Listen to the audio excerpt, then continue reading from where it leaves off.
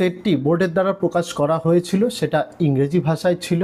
তোমরা স্ক্রিনে দেখতে পাচ্ছ। ইংরেজি ভাষায় যেহেতু থাকার দরুন আমি তোমাদের জন্য এটা বাংলাতে রূপান্তর করে তোমাদের সামনে প্রশ্ন এবং উত্তরের আকারে বলে দিই। দেখো, প্রথম প্রশ্ন, ইউনিভার্সিটি এডুকেশন কমিশন কোন বছর গঠিত হয়েছিল? চারটে অপশান, 1950 সাল, 1948 সাল, 1946 সাল নাকি 1951 সাল। আমার সাথে সাথে তোমরা উত্তরটা রিভিশন করে নাও, যদি চাও কমেন্ট করেও তোমরা জানাতে পারো। তো এখানে রাইট আনসার হবে অপশান নাম্বার বি দাগেরটা, 1948 সাল। এটা হবে তোমাদের রাইট আনসার। ঠিক আছে, আমি এখানে চেষ্টা করছি তোমাদের হাইলাইট করে দেওয়ার, তাহলে তোমাদের বুঝতে সুবিধা হবে। 1948 সাল রাইট অ্যান্সার। 2 দাগেরটা, গ্রামীণ বিশ্ববিদ্যালয় ইউনিভার্সিটি এডুকেশন কমিশন দ্বারা সুপারিশ করা হয়েছিল কি? এটা সত্য নাকি মিথ্যা? তো রাইট অ্যান্সার হবে অপশান নাম্বার এ, সত্য। 3 দাগের প্রশ্ন, মাধ্যমিক শিক্ষা কমিশনের চেয়ারম্যান কে ছিলেন? সর্বপল্লী রাধাকৃষ্ণন, দৌলত সিং কোঠারি, লক্ষণ স্বামী মুদালিয়ার নাকি মারমার মুখোপাধ্যায়? তো এই প্রশ্নের উত্তর হবে অপশান নাম্বার সি এরটা, লক্ষণ স্বামী মুদালিয়ার। ঠিক আছে। 4 দাগের প্রশ্ন, মাধ্যমিক শিক্ষা কমিশন কোন নামে পরিচিত? Mudaliar commission, Kothari commission, Radhakrishnan commission নাকি যশোয়াল কমিশন? এই প্রশ্নের উত্তর হবে অপশান নাম্বার এ, মুদালিয়ার কমিশন। 5 দাগের প্রশ্ন, ভারতীয় শিক্ষা কমিশন কোন বছরে গঠিত হয়েছিল? 1964, 1948, 1952 নাকি 1986? রাইট আনসার এখানে তোমাদের হবে অপশান নাম্বার এ, 1964 সাল। 6 দাগেরটা, 3 ভাষাসূত্র বা ত্রিভাষাসূত্র কার দ্বারা প্রস্তাবিত হয়েছিল? Option number A, national policy of education 1986 নাকি মুদালিয়ার কমিশন নাকি রাধাকৃষ্ণন কমিশন নাকি কোঠারি কমিশন? তো রাইট আনসার অপশান নাম্বার এখানে হয়ে যাবে ডি দাগেরটা, কোঠারি কমিশন। 7 দাগের প্রশ্ন, ডাইট DIET এর প্রতিষ্ঠা কোন সুপারিশের ফল ছিল? এডুকেশন কমিশন 1966 নাকি ইউনিভার্সিটি এডুকেশন কমিশন 1948-1949 নাকি সেকেন্ডারি এডুকেশন কমিশন 1952-53 নাকি ন্যাশনাল পলিসি অফ এডুকেশন 1986? তো এই প্রশ্নের উত্তর তোমাদের হবে ডি দাগেরটা, ন্যাশনাল পলিসি অফ এডুকেশন 1986, অর্থাৎ জাতীয় শিক্ষানীতি 1986। বাংলায় এটাকে করলে দাঁড়ায় জাতীয় শিক্ষানীতি 1986।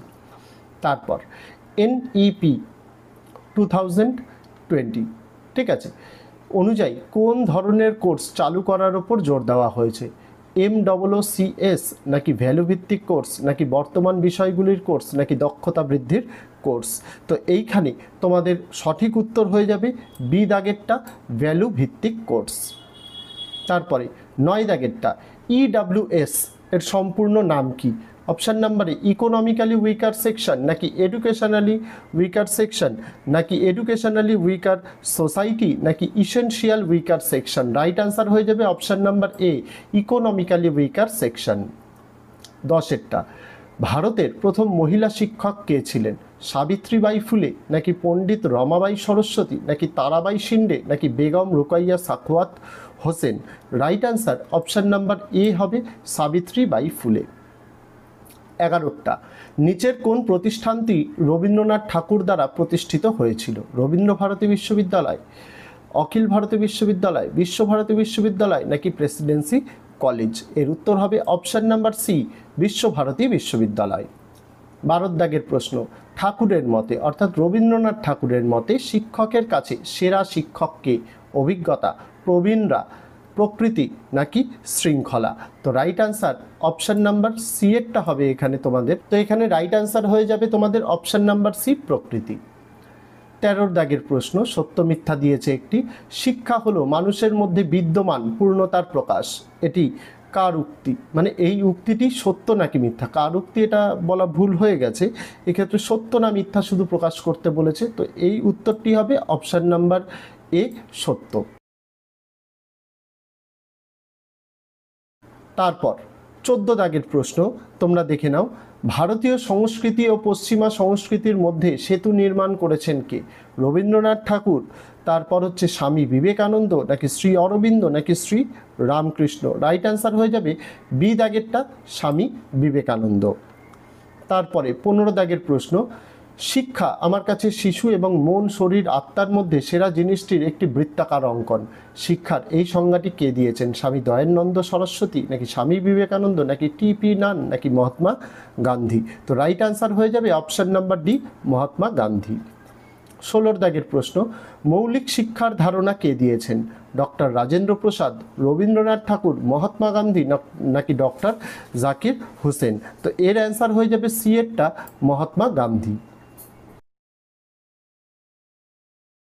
17টা, এমিল কার লেখা? Option number A Jacques Rousseau, নাকি জন ডিউই, নাকি ফ্রেডরিক ফ্রোবেল, নাকি মারিয়া মন্টেসরি?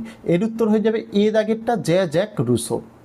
18টা, রুসোর শিক্ষাগত দর্শন কোন বইতে বর্ণিত রয়েছে? The Social Contract, Emile, The Confessions, নাকি Discourse on the Arts and sciences?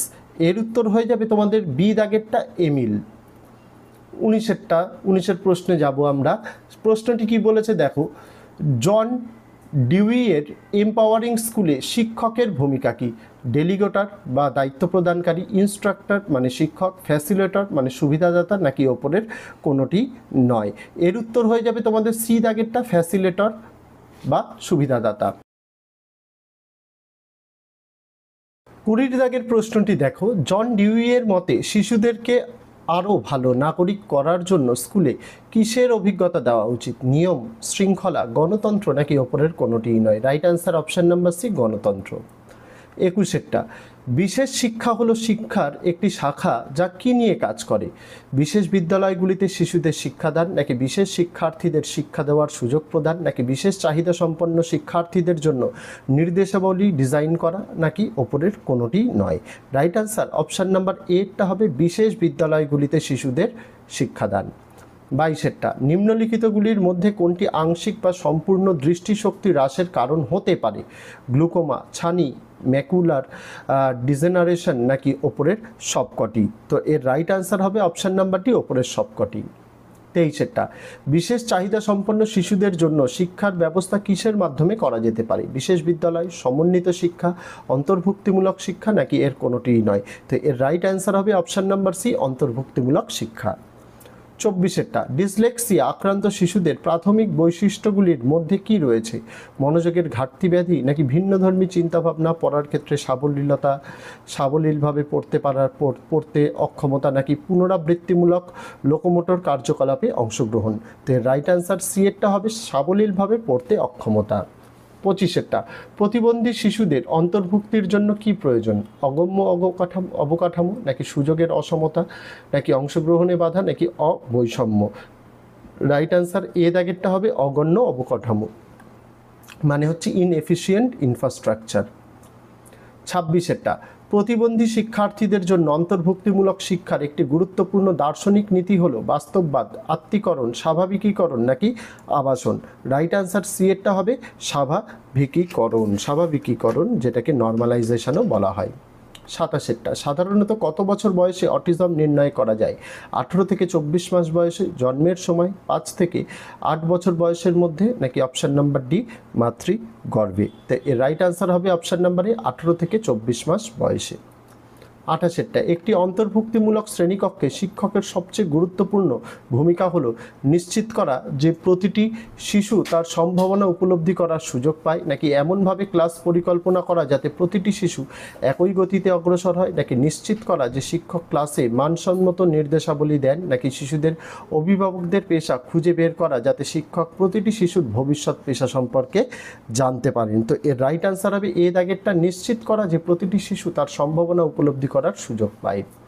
29টা, Braille পদ্ধতি এবং টেপ রেকর্ডিং কাদের জন্য শিক্ষাগত বিধান হিসেবে ব্যবহার করা যেতে পারে?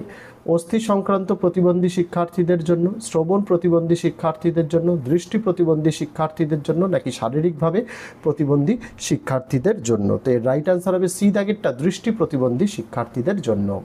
30টা, শেখার অক্ষমতা সম্পন্ন শিশুরা মানসিকভাবে প্রতিবন্ধী শিশুদের থেকে আলাদা কারণ তাদের সাধারণত গড় বুদ্ধি থাকে, নাকি তারা বেশিরভাগ ক্ষেত্রে শিখতে সক্ষম, নাকি তাদের একটি ক্ষেত্রে শেখার অসুবিধা হয়, নাকি ওপরের সবকটি? তো এর রাইট অ্যান্সার হবে সি এরটা, তাদের একটি নির্দিষ্ট ক্ষেত্রে শেখার অসুবিধা হয়।